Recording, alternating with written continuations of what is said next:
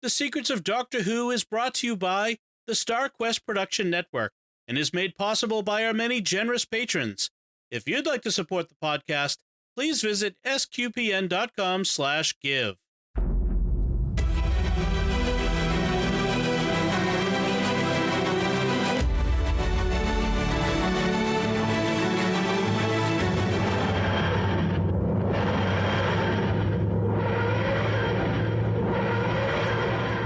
You're listening to The Secrets of Doctor Who, where we discuss everything about the hit BBC series Doctor Who.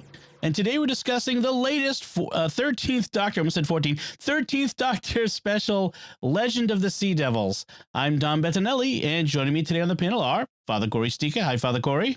How's it going, Dom? Very well, thanks. And Jimmy Akin. Hey, Jimmy. I think that 14th Doctor reference was a Freudian slip. That's revealing what you're really looking forward to. I'm really looking forward. Well, with an asterisk, because who knows who the 14th Doctor will be, but we'll see when we get that. And we'll talk about a little bit about what's coming at the end of this discussion, but we'll definitely get there. We also have some listener feedback on our recent episode where we talked about the Sea Devils, which was the third Doctor story. So that's very timely. I also want to mention before we get into this discussion that you should get your very own Secrets of Doctor Who t-shirt or phone case or more depicting us in the TARDIS and us dressed up as several of the Doctors by visiting sqpn.com/merch. All right. So this is Legend of the Sea Devils. It is is it the second or third of the special? Second. Right. There's only 3 specials. And this is the second of the 3 13th Doctor specials that close out her and Chris Chibnall's time. And so, Jimmy, can you give us a recap of what happens in this? The Doctor, Dan, and Yaz come to the coast of China in 1807, where they meet the notorious pirate queen, Madame Chen. Madame Chen has lost her crew, which is being held hostage, and she needs to find the lost treasure of the former pirate king, Ji-hun, to ransom them.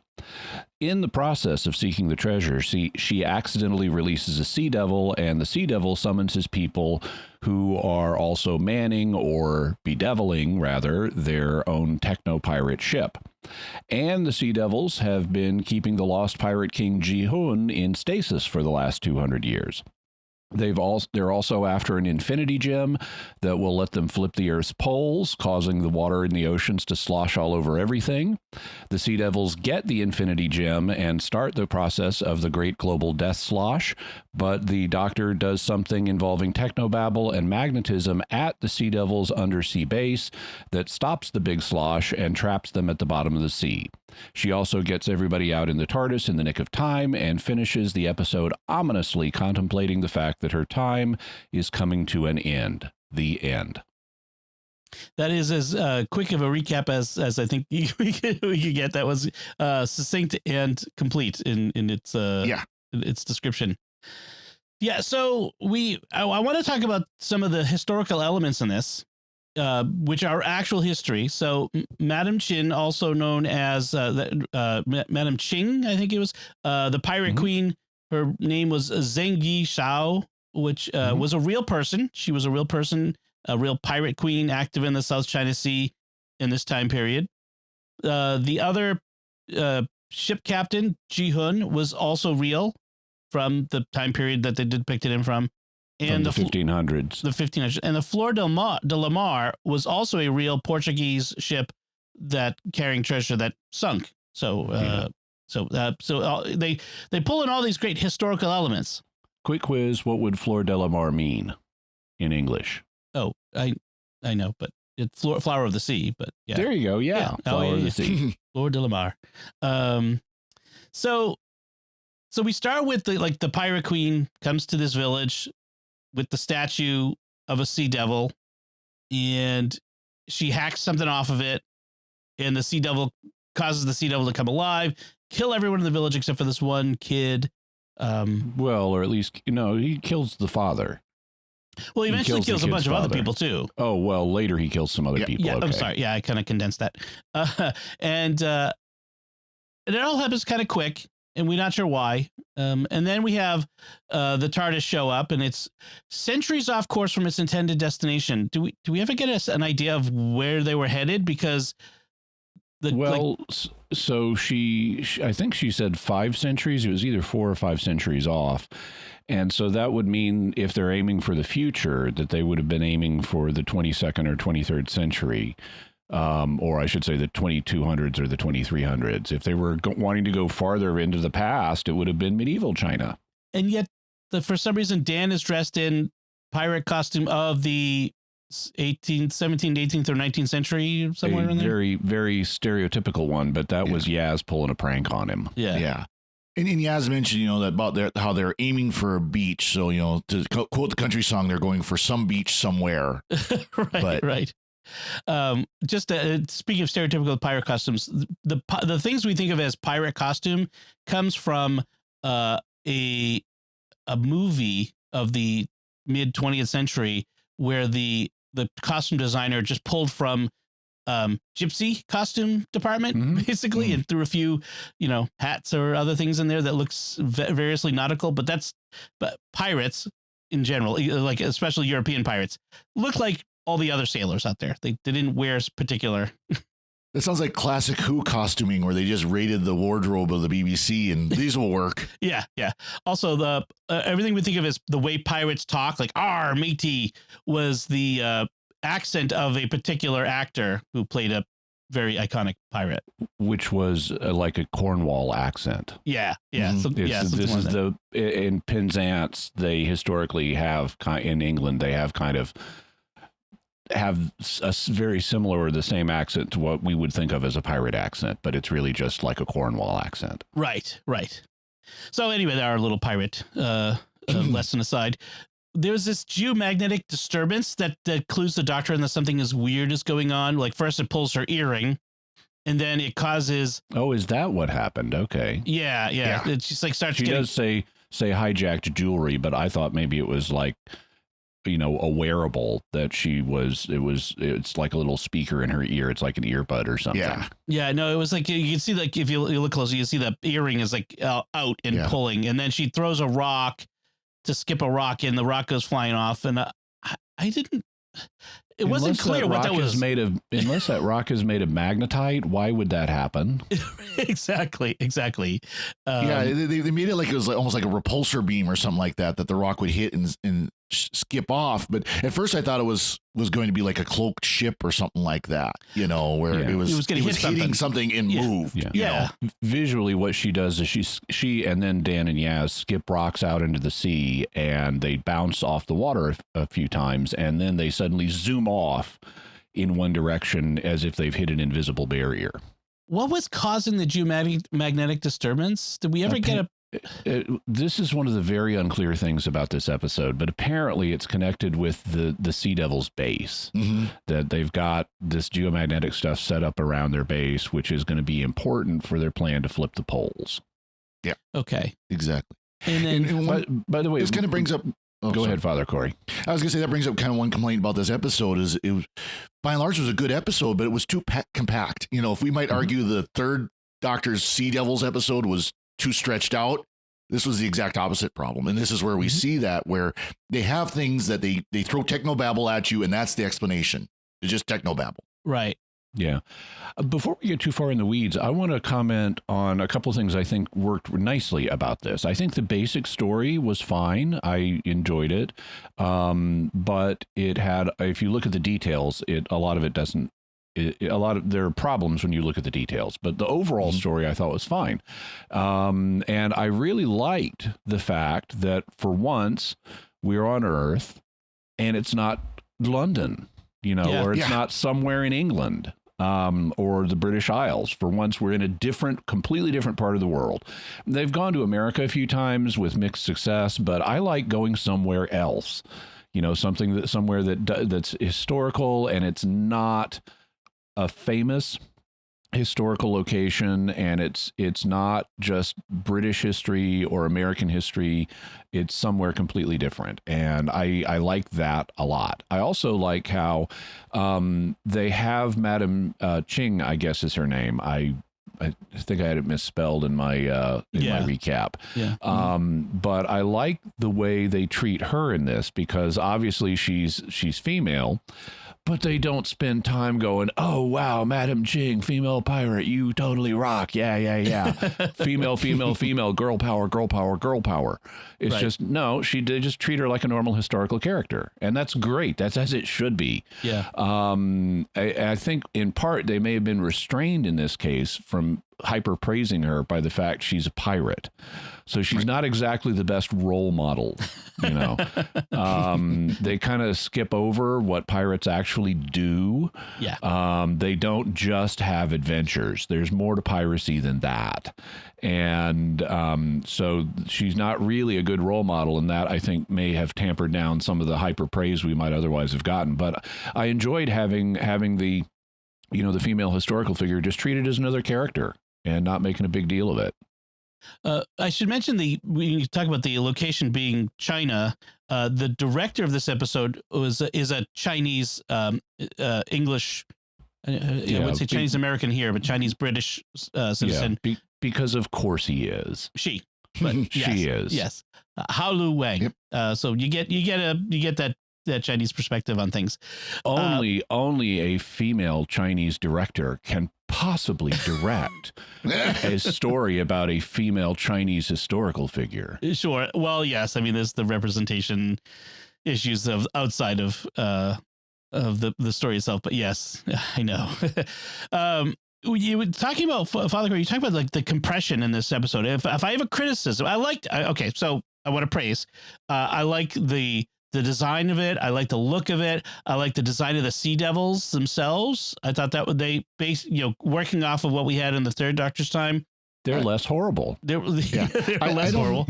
I don't know. Can you have Sea Devils if there's not a whole bunch of, rubber wetsuits involved? I mean, it's just, it's not possible. And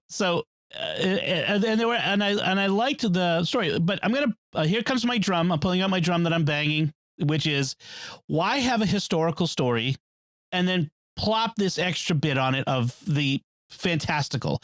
Why can't we have a pure historical, just like when they did the 13th Doctor story on Partition and had to shove an alien plot into it? We've taken this, what could have been an interesting story about a 15th century pirate and I don't know if Ji-hoon was a pirate, but a 15th century sailing ship, a Portuguese treasure, and an 18th century pirate queen or a 19th century pirate queen, and have a story about that and time travel and all that sort of stuff. And it would have given it time. There was none of these elements had enough time to make them really an interesting, complete story. Like I felt like Madam Ching was undeveloped. I felt like Ji-hoon was undeveloped. I just felt like we tried to, plus then we had to add in the whole Yaz Doctor relationship thing. And we didn't have enough time for any one of those things to be developed enough. That's my opinion. Father, do you want to comment before I do? Well, like I said, I mean, first of all, just the fact that the story did feel like it was too compressed. This is something I think if they had done even a two-parter, regular two-parter, would have been perfect. It would have been absolutely perfect lengthwise. And I do agree with the historical, although, I mean, the fact is this is first and foremost a Sea Devils episode than it is the historical. It's just they happen to put it in a historical basis. I agree with you. I would love to see an actual real historical. I think they could do that well if they really wanted to. They just don't seem to want to anytime soon. So I agree with you by and large. And then there is the issue of the significant looks between Yaz and Doctor and whatever. But I agree with you that there's a lot more they could have done with this, and they could have done with it with more time. And the fact it's a special, why didn't they go for a longer length? It's a special. It doesn't have to be the same 45-minute time frame that the rest of New Who has settled on. Yep. So, Jimmy? So the reason that they always have to shove an alien into a historical these days is because those worked better in terms of ratings. We haven't had a true historical, meaning they go to a period in history and there's no alien or there's no psychic stuff or there's no robot or nothing exotic from the time, beyond the time period. Since the Fifth Doctor, when we got the two-parter Black Orchid. And so it's been a very, very long time. The audience currently, now historicals with aliens worked better back in the day for ratings purposes than historicals without aliens, which is why they started switching to that format. And it's now been so long that the audience is, unless you're a Who fan and you know the history and have seen the old historicals, which are only, with the exception of Black Orchid, they are only in the first and second Doctor. The audience is completely uneducated on that format and would not understand it. And if you're going to pull that format out, you're certainly not going to do it in a special. The way to do it would be to do it in the middle of a season and hang a lantern on it by having the Doctor and gang think that there must be an alien explanation for what we're encountering, and then have it turn out to be completely natural. Right. And have the Doctor explain to the companions, we don't always run into aliens on this. And then that would kind of reintroduce the format of the true historical. But the way to do it is in the middle of a season, not in a special. As far as the timing issue goes, this thing is only 47 minutes long, which I was shocked by, because normally the specials are like an hour. And so this is 13 minutes. This is only 75% as long as a typical special. And I think it shows. I saw other people, even before I watched the broadcast, I read a couple of British reviews, or skimmed a couple of British reviews, and they were commenting on how it seemed rushed. And one reviewer I saw was thinking maybe the beginning part of it in particular seemed jumbled to this person, and maybe there had been some stuff cut out. And then when I saw it, I wondered that too, because there's a moment where the Doctor and Yaz have left Dan, or have stepped away apparently, but are still in the area, from Dan and the Chinese guy's son, who is the new Infinity Gem keeper, although we don't know that yet. And the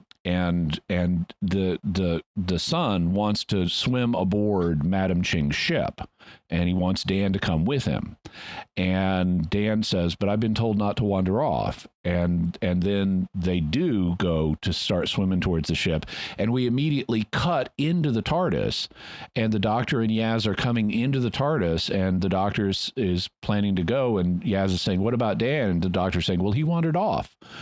And it was a very abrupt transition. And it made me wonder, was there an original version of this script that allowed things to be explored in more detail, and then for one reason or another, either because they thought the extra material was dragging it down, or because once they saw it, or because COVID, or because who knows what production reason, they ended up cutting a bunch of stuff that either didn't get filmed or didn't make it into the final cut. I felt that same thing too, that there were parts of the episode that felt like they were abrupt transitions. It felt like there was more story that we weren't telling there, that were in the, it might have been in the original idea, the original story treatment, or a different version of the script. So I agree with that. So the Sea Devils in this one are, especially given that we've just watched the third Doctor Sea Devil episode, the Sea Devils in this one are different. They're not wearing the blue netted surgical smocks. They're certainly not doing that. They're wearing regular human clothes for the most part. We have these weapons. They have these poisonous swords, these lit poisonous swords now that fill every capillary with poison when they strike a person. Partly glowing poisonous swords. Yeah. Which is a pretty cool idea, actually. The Doctor does say that they used to be conflict averse. And I'm thinking, was there, did she misremember what happened in the original Sea Devils episode? There's also one in the fifth Doctor's time that we haven't watched yet. Okay. And these guys are more militant than the ones in the original. There, it took the Master to try to convince them that humanity was bad and they needed to take action. Whereas here, the head Sea Devil, who doesn't even get a name, is just he's the agent of evil. He's the guy who initiates the evil, and the Doctor comments that he's more militant and ideological than the one she's met before.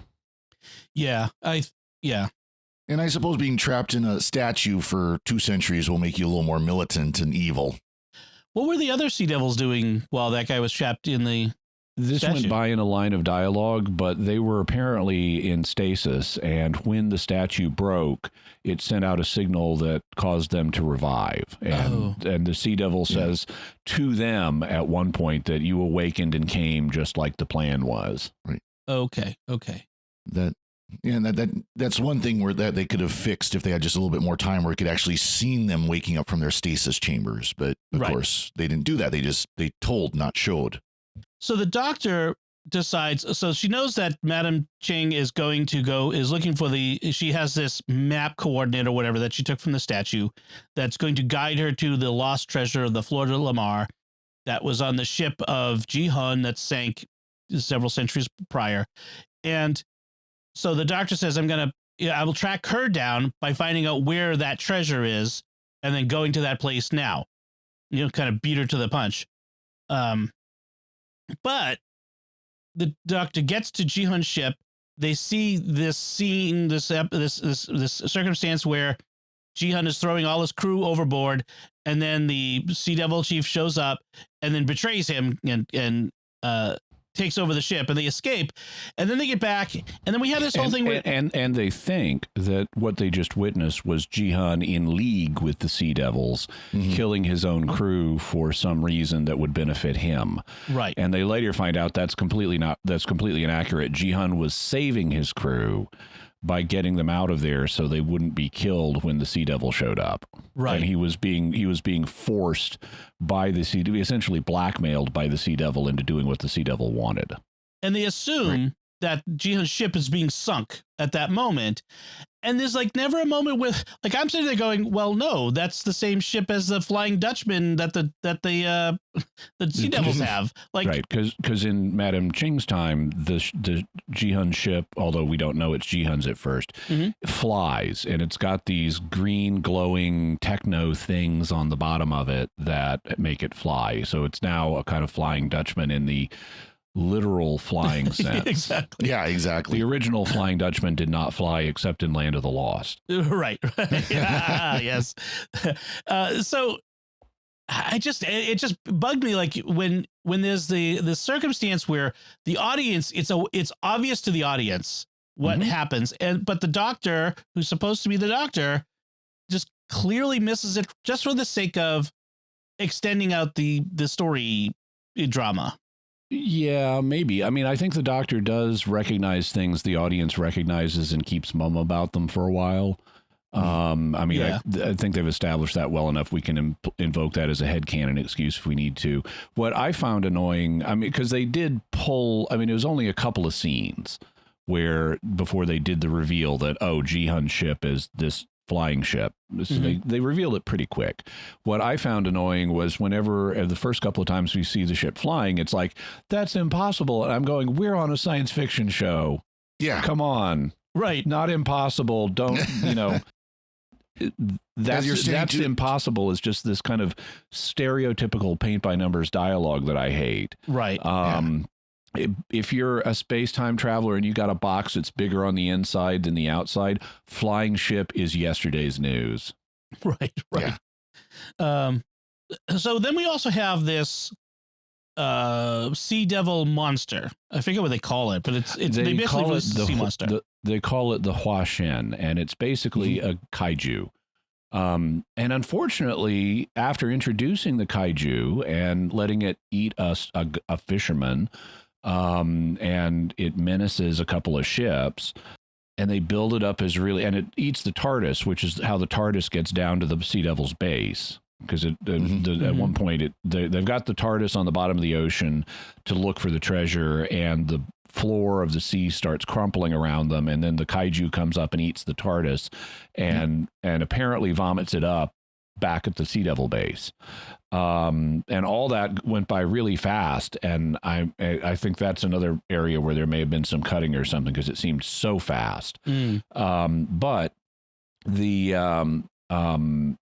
kaiju just after a certain point vanishes from the plot. Yeah. It's like that thing's still swimming around in the Sunshine Sea. Is it still eating fishermen? I mean, what's going on with that? It's like, I wasn't even sure what the point of this thing was. It just feels like we came up with this cool idea of this sea monster and then just drop it. halfway through the story. Another part, like we're shoving so much into this 50 minutes, and we don't have enough time for everything to get it fully developed. So I thought that was a little a lost opportunity. So we got Dan, and I guess his name is Yin Ki, is the young man aboard Madam Ching's ship, and she has no crew because they've been taken prisoner by this other pirate gang who we never see. Yep.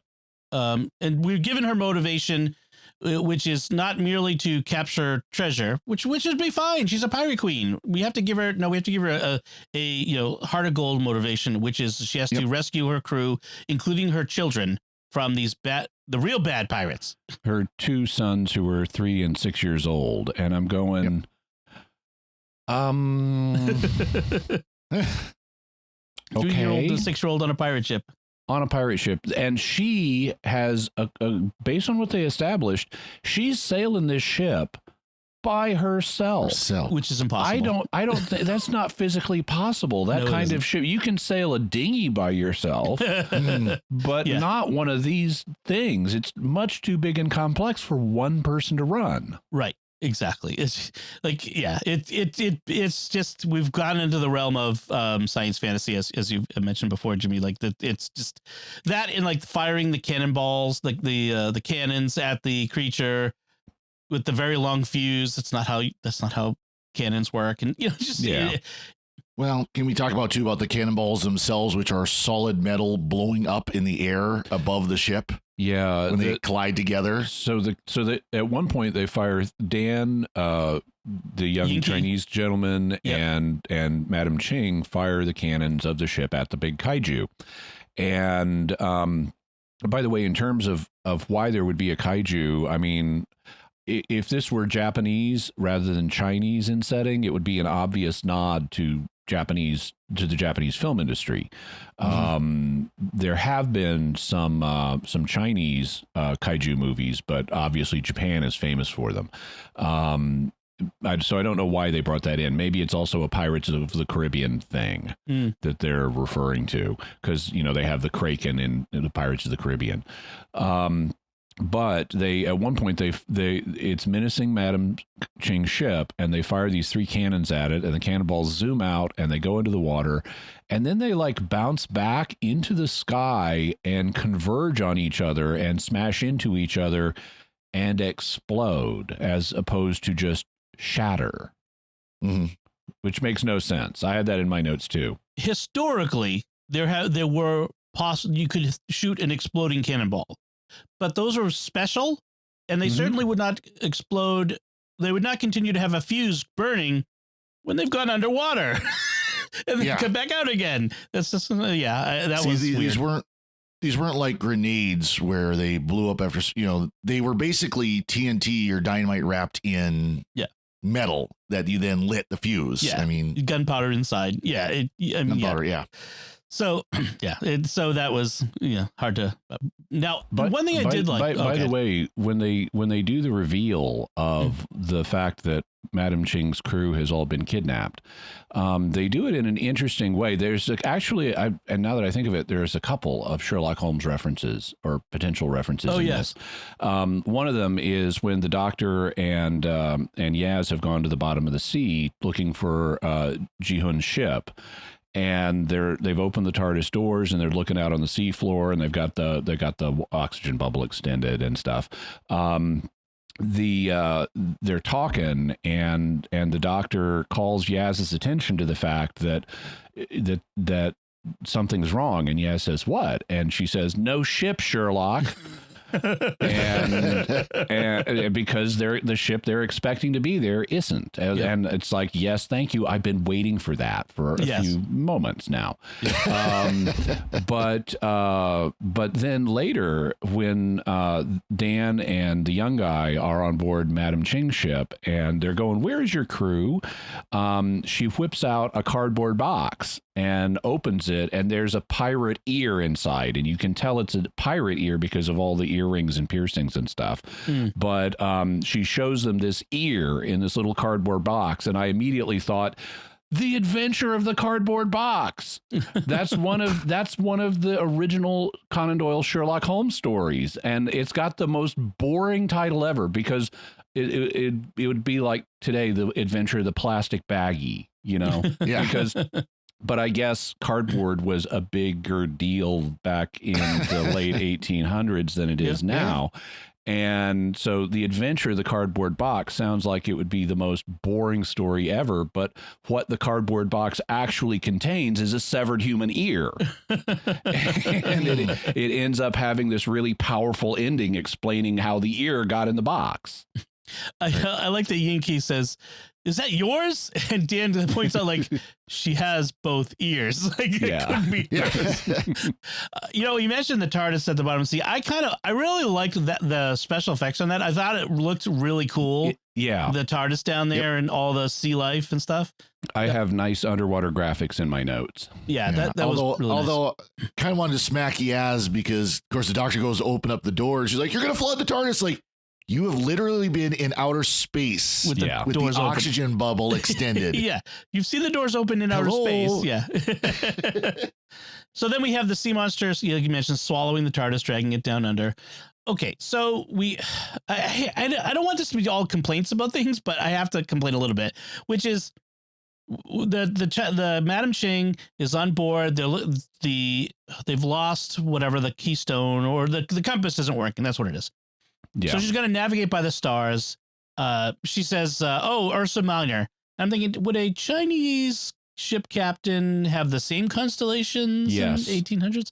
They would have called it Ursa Minor? Well, they may have said it in Chinese, but it would have been identified as the little... Well, certainly, if Ursa Major, I know for a fact, they would have referred to as the Great Bear. Okay. The Ursa Major is referred to, apparently... Ursa Major has been identified as a great bear for at least 15,000 years. And the way we know that is it's not only identified as a great bear in Europe, it's also identified as a great bear in East Asia and in North America. Okay. Indicating that the tradition of calling it the Great Bear went over the land bridge connecting Alaska to East Asia 15,000 years ago, at least, maybe more. Interesting. And in particular, we know that that's what happened because the Asian and North American interpretation of the Great Bear is the same as each other, but slightly different than the European version. Have you ever noticed that in the asterism you see, that's what the collection of lines is that connect the stars. It's called, when you see a constellation, that's called an asterism. If you look in the asterism for Ursa Major in a standard Western catalog of them, you notice it's got like 3 stars as its tail, as the tail of the bear. Do bears have tails? I mean, big, long ones like that? No. Not long. They've got little stubby ones. Stubby ones. So why would there be these 3 stars as a long tail in this asterism? Well, in the East Asian and North American asterism, they don't have those. Instead, the 3 stars are 3 hunters that are following the Great Bear.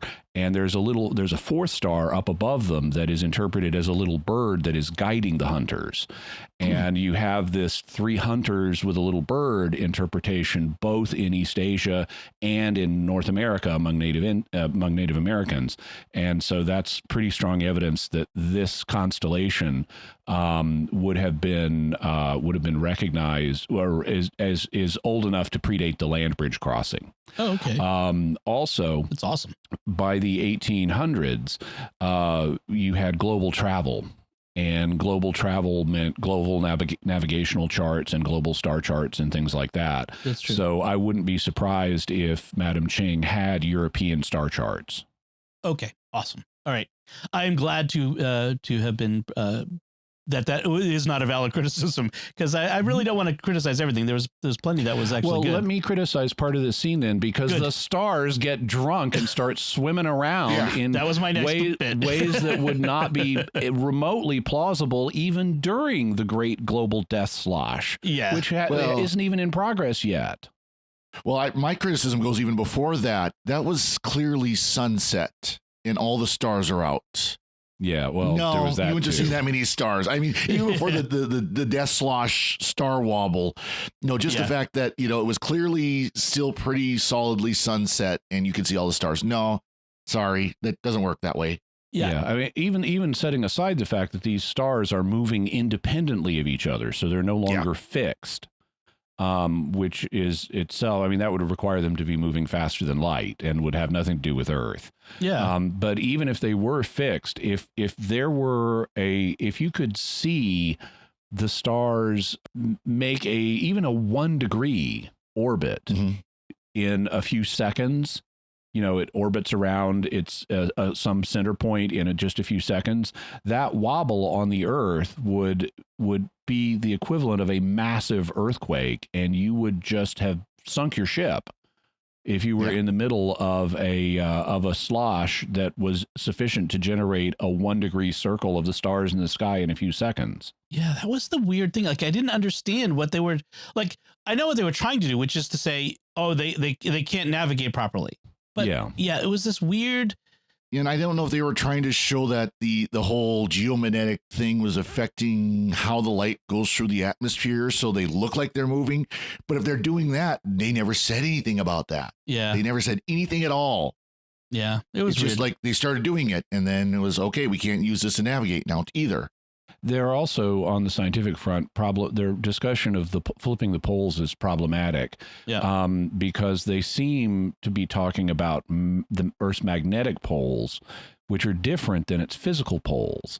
Its magnetic poles flip all the time in history. I mean, it takes thousands or millions of years, but you have the North magnetic pole and the South magnetic pole reversing, and it doesn't cause any problems on the surface. I mean, maybe the birds get confused when it's migration time, but there's no colossal death slosh disaster that kills all terrestrial life. A rapid physical pole flip would do that. It would also completely wreck ocean ecosystems, and you'd have lots of underwater death too, right?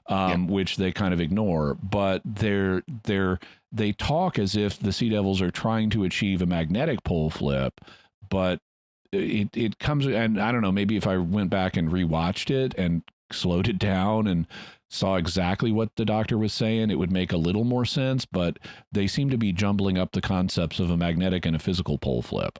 Yeah, and then we find out that what the MacGuffin in all of this is an Infinity Stone, or they call it the Keystone, but it's a ultra powerful gem that can do everything. Is that what they call it in the movies, an Infinity Stone? Yeah, in Marvel. Okay, yeah. I'm more familiar with the comics. Oh, okay, right. But in this they call it the Keystone. Which made me think of Ghostbusters. Are you the Keymaster? Yeah, thought of that too. Yeah. And it turns out that the villagers were descendants of the crew members who had bailed off of Ji-Hun's ship hundreds of years earlier. And the one guy who took the Infinity Stone was the ancestor of Yin Ki, and he used it to freeze the Sea Devil in stone rather than kill him, I suppose. I'm not sure why he wouldn't just kill it. But he was a pirate. Yeah. Pirates are known for their mercy. Yes. We get a lot of the Sea Devil chief monologuing, a lot of monologuing. Instead of just killing the doctor or whatever it is he plans for the doctor, he drags her around through his base, showing her everything so that she can have time to come up with a plan. She kind of goads him into that, though. I mean, they establish what she's doing is because she tells Yaz he's got a big ego, and I'm trying to get him to monologue until he reveals something I can use. Yeah, right. Incidentally, the Ji-Hun, when he gets revived from stasis, he explains the Infinity Stone as having infinite powers, including the abilities to freeze life and time and transport matter. And so, when it then turns out that young guy has it and has been guarding it, he's like wearing it on a necklace. And it's under his shirt, so nobody has seen it, but it starts glowing. And I'm thinking, okay, and the head Sea Devil shows up at that point. And this bit is interesting because the head Sea Devil has advanced technology, not just in that he's got a flying ship, he's also got a transporter. and it has a swirling green mist transporter effect. And so he's been transporting all over the place and actually using the transporter for tactical advantage. You know, he will show up where the Doctor is not expecting him and then disappear and show up somewhere else. So he's actually using the transporter in a way that Star Trek typically doesn't think to. Right. But he like shows up and he's standing right next to Young Guy once Young Guy has realized the significance of the crystal. And I'm going, freeze him now. Freeze him now. Freeze him now, okay? That's the obvious thing to do. Before, no more monologuing, no human monologuing. Freeze that Sea Devil now. But of course they don't, and that lets the Sea Devil take it. I should mention, I think I said earlier that Ji-hun was a real person, and I was just looking through the notes again.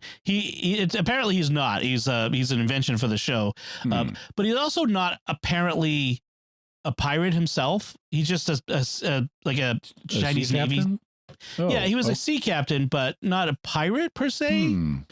But then we get to this point. They could have made that clearer. Yes, why if he's not a pirate king, why does he have a treasure that everybody's looking for? Right.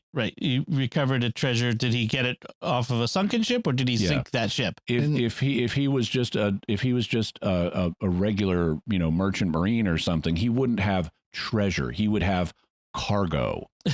Or salvage would be another. Salvage, yeah.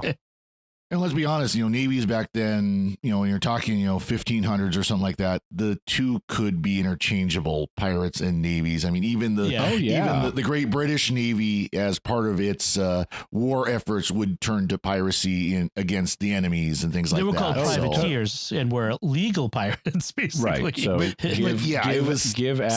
give Admiral Nelson letters of marque and reprisal, and you've got your own professional government pirate. By the way, did you know that the U.S. Constitution allows the government to issue letters of marque and reprisal? Yes, I think that would be an interesting thing to see in our day and age, like issue letters of marque and reprisal to go after Russian oligarchs' private yachts and stuff. There's been talk. I could see some former Navy SEALs with a side job. Anyway, that's off of our.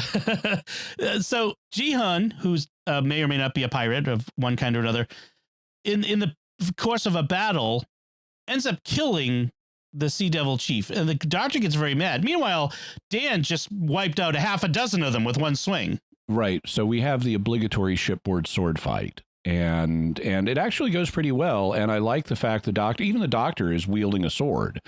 She's not trying to kill anybody, I guess, but she is wielding a sword, and we don't have any preaching about it. Yeah. The closest we get is at the end of the sword fight. Ji-hun, has knocked down the head Sea Devil, and this was a fight involving multiple Sea Devils, but at the end of it, they've knocked down the head Sea Devil, and Ji-hun stabs him in the chest with one of his own swords and kills him, and the Doctor says, "You didn't have to kill him," and he says, "Well, he did all this bad stuff to me back in 1533. So yes, I did." Yes. And that's as close as we get to the preaching. And I appreciate that. And then later when we're in the underwater base, and by the way, I really like the Sea Devil's underwater base because not only is it an underwater base, it's also an underground base. So you have a base that is both underwater and underground, and that's really cool. Yep. And Ji-hun and Dan are facing down a line of charging Sea Devils who are coming down a corridor at them, and Dan warns them and tells them about how what a bad boy Ji-hun is with the weapon, and then Dan just like slashes 3 or 4 of them and kills them instantly with one blow. And it's like, Dan is kind of a bad boy with the sword too. And Ji-hun even says, where did you learn that level of aggressiveness with your enemies? And he says, well, I grew up with my mom. Yeah, he should be my mom. So apparently his mom is a real bad boy with aggression. So the Doctor's solution is to create some technobabble kind of reverse magnetic thingy that will trap all the sea devils under the ocean. Black hole. It's not clear from the visual effect. It looks like they're forming a black hole, but they didn't talk about a black hole. I mean, she talks about it's going to trap them and anybody else down here for a really long time. Yep.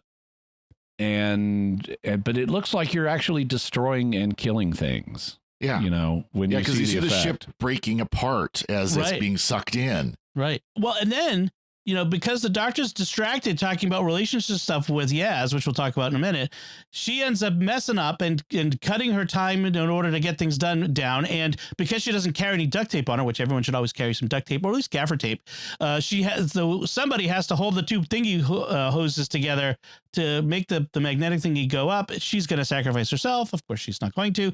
And so Ji-hun shows up and says, I'll do it because I'm a man out of time and I have nothing here left to live for. Yeah, kind of like in the season-ending episode, The Timeless Children. We've got that death particle that needs to be released, and the Doctor's going to sacrifice herself, but out of nowhere, Koshama steps up to do it. Yeah, that's right. That's right. Yep. We have kind of seen this. Yep. And they managed to rescue enough of the Florida Mars treasure for Madam Ching to ransom her crew back. She's going to take Yin-Ki on as a crew member. So they're standing right there, and the Doctor is saying, well, we better get young guy back to his village.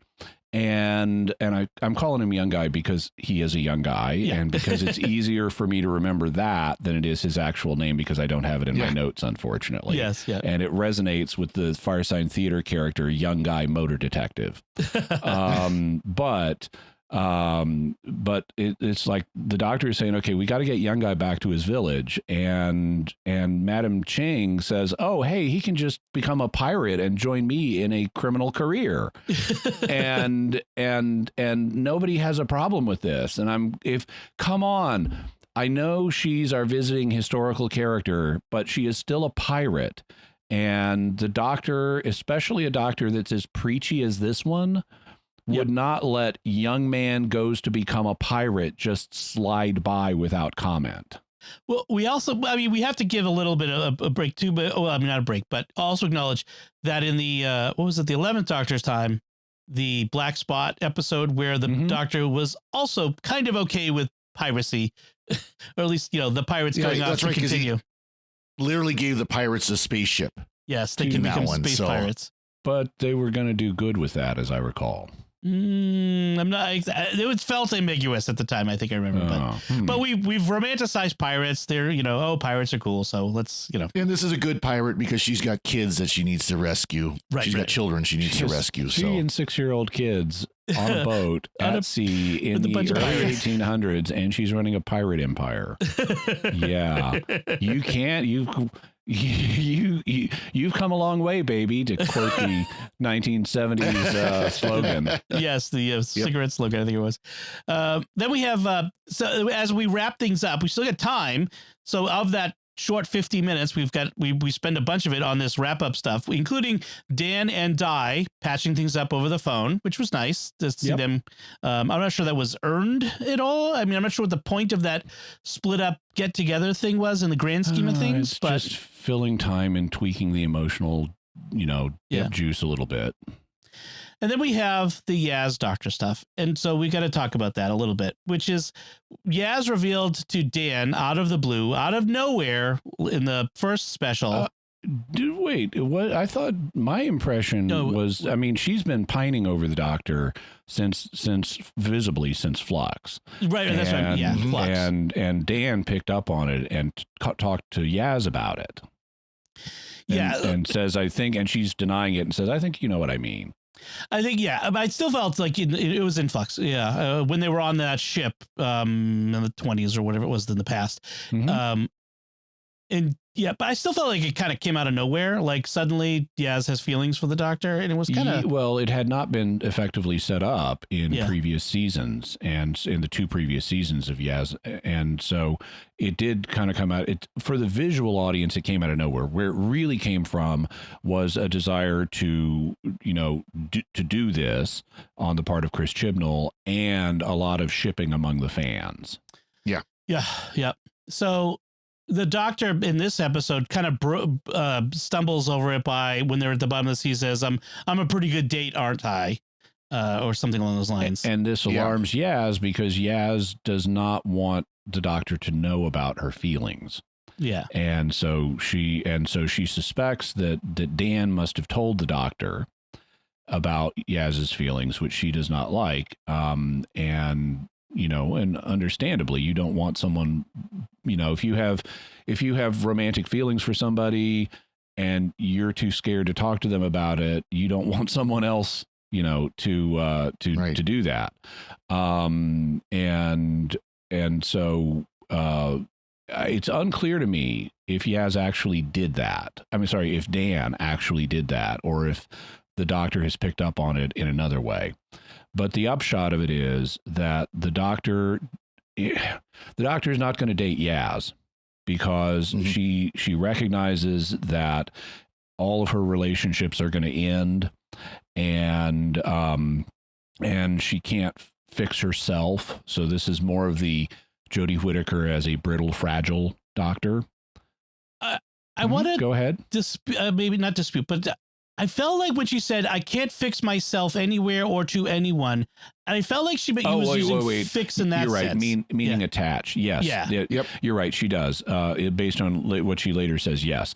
Yeah. She can't form permanent attachments to anybody because it will ultimately end, and that will result in pain. And I'm going, okay, us mortals have to deal with that too. Have you heard of widows and widowers? Well, unless you die in a simultaneous crash, everybody ends up as one or the other of those, or you got a 50% chance of ending up as one or the other of those. Yeah. And so, or divorcee, in which case you can both have pain. Right. But that's just what people have to deal with in love. So I wasn't particularly impressed by that, but it does indicate why River Song was a good spouse for the doctor, because River is not bound to one time. And it's not like River is going to be with the doctor for X number of years and then River is going to die and leave the doctor alone. It's much more complex than that. And when you have this time traveler who is not raised with 21st century ideas of marriage, but with 41st century ideas, she's up for the fact that she's not going to be with the doctor all the time. They're going to have this really complex relationship. They're only going to see each other at certain points. And she would be prepared, River would, for a relationship with the doctor in a way someone like Yaz would not be. Right. And she does, and the doctor does mention River in passing. Yeah. And this is part of, and of course, if you're letting someone down, you do want to say something nice to them if you can. But what the doctor says is, I think you're one of the greatest people I've ever known, including my wife. And the Yaz is like, what? It's like, I was a different man then. And okay, so the reference to River is fine, but I think you're one of the greatest people I've ever met. There's more ridiculous Yaz praising. Yep. Just like Graham did, as they have done nothing to establish Yaz as one of the greatest people ever. Not even on this show. There are other assistants who have been of more use to the doctor than Yaz has. And Yaz does not have. Yaz is this kind of broody person that she doesn't have the greatest personality ever. She's not the most helpful ever. She's not the smartest ever. I don't know. She's not the most moral ever. I don't know by what standard Yaz is receiving all of this praise. I could roll off a half a dozen previous companions who I would rate higher on the scale as better companions. Most of them. Right. I mean, a few are lower, but Adric would be lower, but Ace higher, Jamie higher, Sarah Jane higher, Tegan higher. I mentioned Tegan, these on purpose. Yes. Yeah. We'll get to that in a minute. Yeah. And yes, brings out grandma's wisdom, courage, just knowing something will hurt and doing it anyway, which is not the classical definition of courage or bravery. But it's the therapeutic version. And we then get a nice line of course, she also said that was the definition of insanity. Yes, right. I think so. For me overall, actually, let's go to our final. If we have any other things we want to say about this episode, Father Cory, before we get to like summing things up. Any other things you want to say? Just one thing. Jimmy used the term kaiju. And I'm sure most of our listeners know what that are, but for people like me who don't, those are both the giant monster movies and the monsters within them. So Godzilla is probably the most well-known here in the United States of a kaiju, both kaiju movie and kaiju monster. And so when he called the Huashen a kaiju, that's what he was talking about, is this giant, mythical monster that you'd see like in the Godzilla movies and so on. Pacific Rim. Yeah, that was wanted to mention that. That was very because, meta. Like I said, I like that. This was now turning into secrets of Doctor Who. right.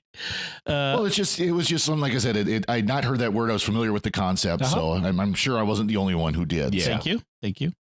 Jimmy, any final things to say about this episode? I like to see the TARDIS landing on a beach, other than a rock quarry. Beach landings are something we've seen before in the series.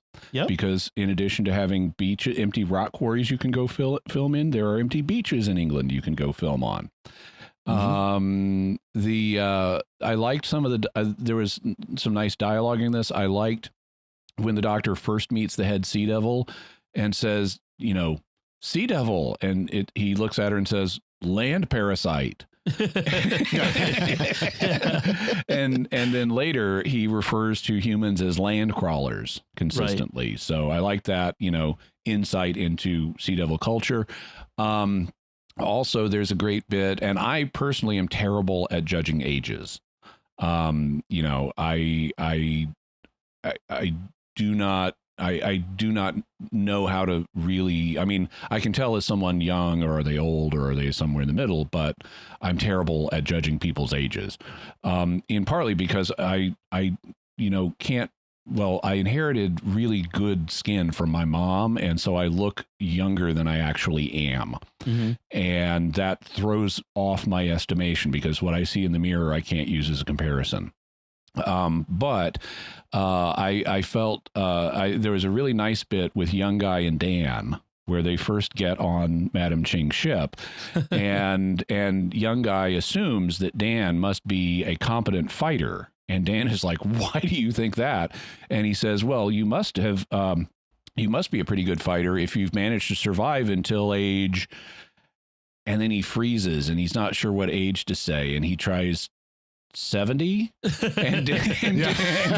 and Dan reacts, negatively, 60, and Dan is like 42.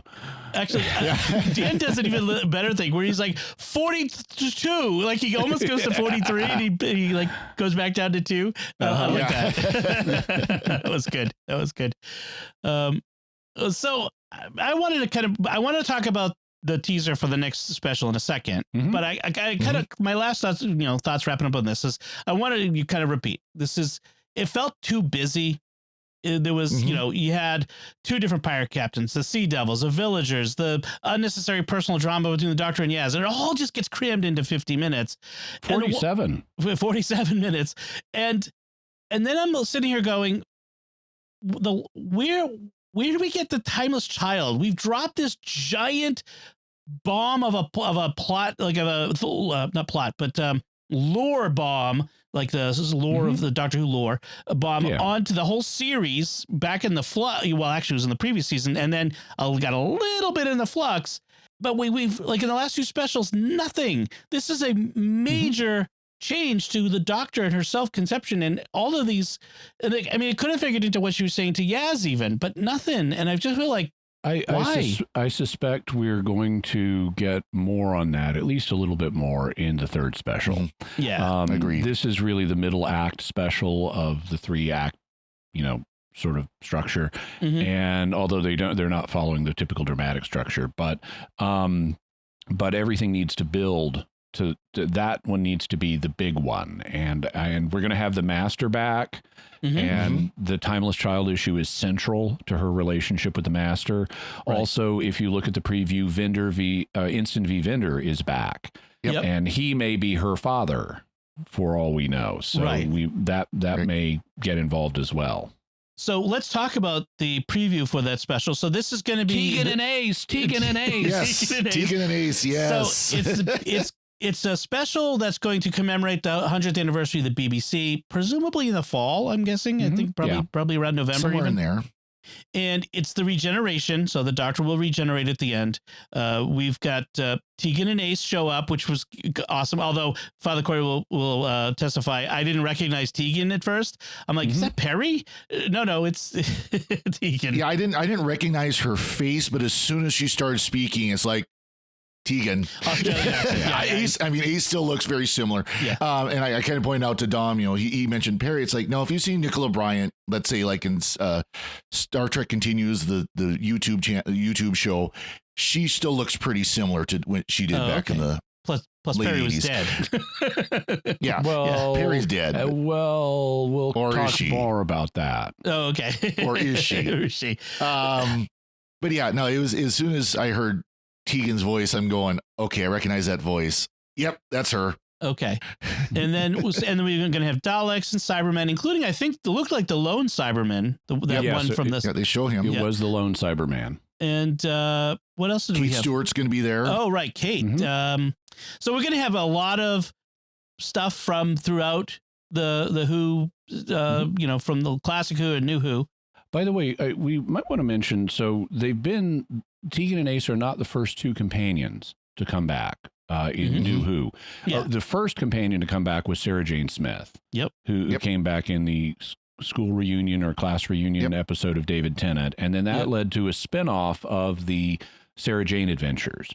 And they brought back other companions in the Sarah Jane Adventures, like Joe Grant and Sarah Jane teamed up.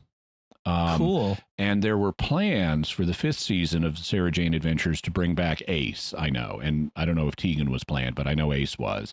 And they mention in the Sarah Jane Adventures, they mention what some of the other companions have been doing. Like they mentioned that one of the Doctor's companions named Dorothy has founded a philanthropic organization called A Charitable Earth. Yep. And so Dorothy McShane is Ace's name, and A Charitable Earth is an acronym for Ace. So clearly Ace has become a philanthropist. Right. And there were plans to bring Ace back and maybe one or two others, but then Elizabeth Sladen passed on and they couldn't continue the series. So if you want to find out more about former companions, you can check out the Sarah Jane Adventures for more. There was a book too that where Ace and the 13th Doctor meet up. Right. I forgot the name of it. That's Sophie Allred wrote. Yeah. Yes. And then so I wonder if they'll reference that at some point. Oh, that would be interesting to bring that in. Well, they won't though, because Ace says that in the trailer that's been 30 years since she's seen the Doctor. Okay. So, right. Or heard from the Doctor. Right. Heard from the Doctor. So yeah. And then we actually know about Ian because there was a reference to him, although we didn't see him on screen, that Ian became headmaster of the Coal Hill School. We saw that in the 12th Doctor's time. Yeah. So that was kind of cool. So anything else you want to say about the preview for the next special? Well, one thing you may notice because they give us a glimpse of the Doctor regenerating and saying Yaz, is that she's actually not on the TARDIS. So I have to give Chris Chibnall credit for this. For once, the Doctor is not going to blow up the TARDIS again during regeneration. Yeah. This has happened every time in New Who. 9th Doctor goes into the TARDIS, blows it up. 10th Doctor goes into the TARDIS, blows it up. 13th Doctor or 11th Doctor goes into the TARDIS, blows it up. 12th Doctor goes into the TARDIS, blows it up. It's like, guys, remember the old days? You didn't have to blow up your own TARDIS every time. Yeah. But the downside of that, even when they... The downside is we're not going to get a new TARDIS. No. The new Doctor it's like putting on new clothes. The new Doctor just changes the desktop settings. Okay, good. Yeah, that is my hope, though. We do get a new TARDIS, and I'm pretty sure we will. But it's, I mean, you look at even the 5th Doctor, the 6th Doctor regeneration, which was a difficult one, that happened in the TARDIS console room, and the TARDIS didn't change. Yes, so. Right. It didn't blow up. It wasn't burning. Right. All right. So we'll look forward to that. So, and again, there's no definite because the BBC treats it like a state secret when they're going to show these things, but presumably sometime in the fall and maybe November around the anniversary of the first episode. Or on the anniversary. Or on, yeah, whatever that is. All right. I mentioned we have a little feedback from our discussion of the original Sea Devils episode with the third Doctor. Brett sent an email he said 2 things that struck me in this episode. First, I know that the BBC tried to cut back on Doctor Who's budget by trying to limit episodes where he was usually exiled to Earth until the 3 Doctors in season 10. But how in the world are episodes like this cheaper than going off-world? In this one, you've got non-stock footage scenes, so original filmed scenes, happening on boats while lowering the Doctor into the ocean. Surely not all of it was paid for by the Royal Navy. Let's talk about that first. I think it was all paid for by the Royal Navy. The military forces, if they have a show that they like, that they want to work with, they will let them come on and just do their filming, and they'll cooperate, and they'll let them use their facilities, and they'll let real military personnel serve as extras and things like that. There's actually quite a history of that, both in British and American television. It's considered like good publicity for the armed forces and good recruiting potentially. If you're showing your military as competent and like in an attractive way, you want to inspire get their people butts to kicked by join. Sea Devils. Well, no, just kidding. Yeah. To give an example, before Star Trek, Gene Roddenberry had a show called The Lieutenant, which was a military drama about a lieutenant in the Marine Corps. And it was filmed at Camp Pendleton, which is, it's like 45 minutes north of San Diego out here in California. And so as a result of being able to film at Camp Pendleton, the lieutenant as a TV show got to use, real military jeeps, real military buildings, real military people in the background, all kinds of stuff like that. And so the network didn't have to pay for any of that. And that made the show feasible financially, because they never would have been able to afford all this stuff on a 1960s TV budget. And and for a while, the Marine Corps was happy to let Roddenberry do this, but Roddenberry, being the super preachy guy he is or was, couldn't resist doing an episode about racism in the Marine Corps. Oops. And in the early 1960s, this was a very inflammatory subject, and the Marine Corps did not want to be portrayed as harboring racism. Well, of course, any human institution has sinners in it, and so I'm sure there were racists in the Marine Corps, but that doesn't mean they want to be publicly characterized that way, or at least pay for it. That's not the way. That's not the way they want to have their reputation, conveyed to people. And so so they said, guess who doesn't get to use Camp Pendleton anymore for all of their free filming? And that's what doomed the show. And so the lieutenant stopped, and Gene Roddenberry went on to do Star Trek. A modern example of the military paying for something was like Top Gun, 1986, which there's a lot of those scenes there. Even Stargate got the advantage of it, where they would even have like Air Force chiefs of staff coming on to the show and as extras to play their part, play themselves, basically.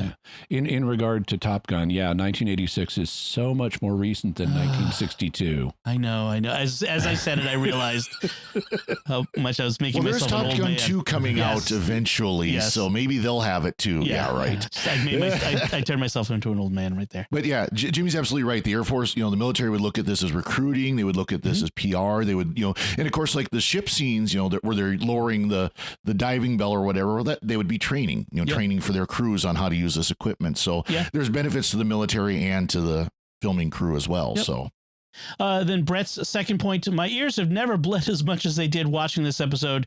Not just the sounds, but some of the music too. Was this a common feature of early 1970s TV? Yes. Yes. They've discovered synthesizers. They've discovered noise generators and thought they were cool. Yes. Let's use it all the time. And that's normal when you have, because, for no one in previous human history had ever heard a synthesizer or a noise generator, and there was all kinds of experimentation going on. It's like, wow, this is a whole new set of musical tools. And also the recording fidelity and broadcast was fairly low at the time, so it comes across as harsh to our ears. In England, the sound has always been terrible on broadcast. I don't know what it is. Right. But thank you, Brett, for the feedback. We really appreciate it. We love getting feedback.